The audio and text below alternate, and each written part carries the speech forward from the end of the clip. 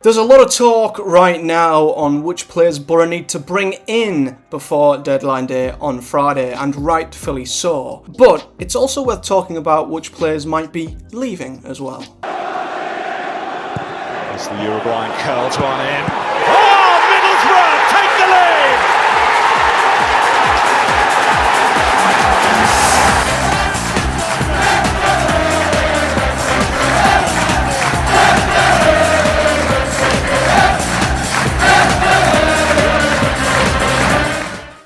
So I've got 5 players who I think will leave the club this window, or potentially leave before the deadline if replacements come in, etc. 1 guaranteed to leave by the sound of things, and 4 others which could leave, who I don't quite think fit the way Boro play. So let's start off with number 1, and that's Josh Corbin. Let's just get Josh Corbin out the way, because it seems like he is going to be leaving on loan this summer once Boro get a striker in, so we're clearly looking for a replacement, and I guess we're hopefully confident we're going to get a replacement, because apparently a deal's already been agreed with Plymouth for Josh Corbin to leave, and if that's the case, then I hope we do get a striker in, and I think it's a fantastic move for Josh Corbin. He's gradually working his way up the levels, and I don't think there's many better Championship teams he could probably go at, or go to at the minute, than Plymouth Argyle, if I'm honest. I think it's a fantastic move for him, and he could really develop there and come back to Boro an even better striker than he already is, as for me, this kid has an unbelievable future. So, not an exit as such permanently. Josh Corbin expected to go out on loan again, but I think it's going to be a great loan for him, and it means that Boro will be getting an extra striker through the door, which is something we desperately need. Number 2, Paddy McNair. Yeah, this has been rumoured for a while. There's been sort of whispers throughout the transfer window that Paddy might be off, and I still think there's a possibility he might be. The thing with Paddy McNair, he's been at Boro a very long time, and I can't remember the last time he actually played in his position, which I believe central midfield, but I mean he's played everywhere within the team and is the perfect example of a utility player. And I'm going to get to another one in a bit who I also think might leave if the circumstances fall into place. But Paddy McNair is never going to go into Middlesbrough's midfield. You've got Hackney, you've got Barlasser, you've got Johnny Howson. Hopefully we bring in another more defensive-minded one this summer as well. And I feel like if we do, that might be the call for Paddy McNair to leave. But you know, he's a good stand-in at centre-back. He proved that at the end of last season when we played Coventry in the playoffs especially. And he's also stood in at right-back this season where he wasn't as effective. So we've got a player there who's a good utility player who's ready to step in to a position when needed. And he's versatile, which is great. But does Paddy McNair want to just be on the sidelines, tagged in when there's an injury or when we have a hole in the squad?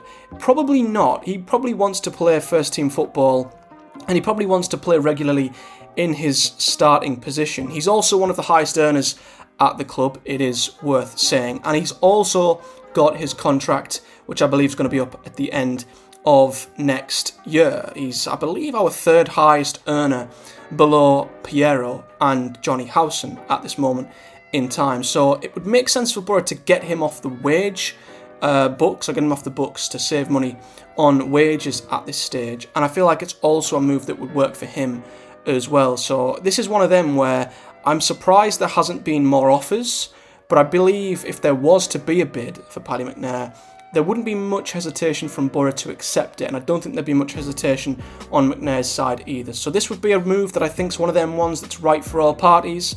It would give Paddy a chance to move on and get the first team football he deserves, and it would also save Boro a lot of money with their wage structure. Number 3, Matt Crooks. Yeah, Crooksy, he's another one who's up there within our top 5 earners, and I love Crooks. I think he's a fantastic player. He has just signed an extension, so of course people might be wondering why the hell he's on this list, but Boro might have cleverly noticed that he was going into his final year and were maybe expecting a bid to come in, and obviously now he's extended his contract by a year, Boro can get more money for him if a bid comes in. And Crooks is another one where I don't quite know where he fits in this system, a bit like Paddy McNair. He's another utility player who he can play in midfield if we've got an injury crisis, but he's never going to start there. He's played up front, and you know what? He can come on and get you a goal, and he is useful if we need to go long or we're starting to lob the ball in the box at the end of the game. He's useful at putting crosses in, and he's a bit of a clutch player. He's got us goals when we've needed them, and winners when we've needed them late on plenty of times. So that is something we would definitely miss. But I do feel like if a bid come in, Boro would consider selling Crooks just so we could use the money there to maybe reinvest in a position where we need a little bit more strength and depth. There was rumours that QPR were looking at him a few weeks ago, and I could see him fitting into Gareth Ainsworth's system 100%, and maybe we were looking at a sort of swap deal with him and Chris Willock, but that's kind of gone quiet. Whether there was any truth to that, I don't know. But I wouldn't want to see Crooksy leave, because I think he's good to have around the place and he's effective coming off the bench up front. But in terms of the starting lineup, there is absolutely nowhere in that team where he starts for me. So it's another one of them interesting ones where, does the player want to move on? Are the club willing to listen to offers? It might take an offer for something to happen. We'll have to wait and see. So this is one that could happen, but I'm not willing it to happen, and I would be upset if Crooksy did leave this summer. Number 4, Hayden Coulson. This is one where I think Boro would need a replacement in first, because obviously at the start of this season, when we didn't have a left back in, we had to play Hayden Coulson there. And as soon as Engel come through the door, Coulson's not even been, he wasn't even in the squad at the West Brom game just gone. So whether there's anything in that, I don't know. But for me, Hayden Coulson has been at the club a long time and has never quite been up to the standard we need, especially what we need now for the aspirations we currently have, which is playoffs and promotion. So for me, he has to stay in the side, I think, at the minute, because if Engel got injured, we would be right back to where we were at the start of the season, and we would have to play him at left back. But he clearly isn't as good as the level required. He's not as good defensively. I think he's not strong enough at times, and he doesn't offer us anything going forward at all. So this is one of them where I'd imagine Boro are in the market for another left back. They bring in an improved backup to Engel, who's obviously brought in to be the starting left back,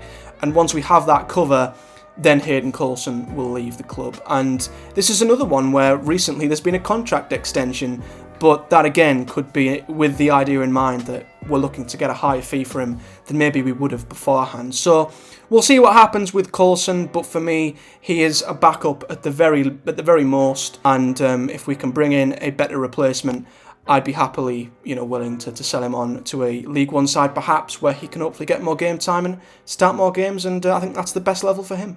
And number 5, Martin Piero. This is the most probably divisive one amongst Boro fans, because Piero was a signing we brought in 2 seasons ago now, and it's not worked for him for whatever reason. Whenever he looked like he was going to have a decent spell under Warnock, and there were glimmers under Warnock that we had a player there, it looked like things could work, and we might have a world beater here. He'd come here for a fee which is widely speculated. But what we do know is he is currently the highest earner at the club, and he doesn't play. And I think, considering he's the best earner at the club, I don't think he offers us anywhere near enough to really justify that. And I just feel like under Wilder, he wasn't fancied. He went out on loan to Boca. He's come back to Boro.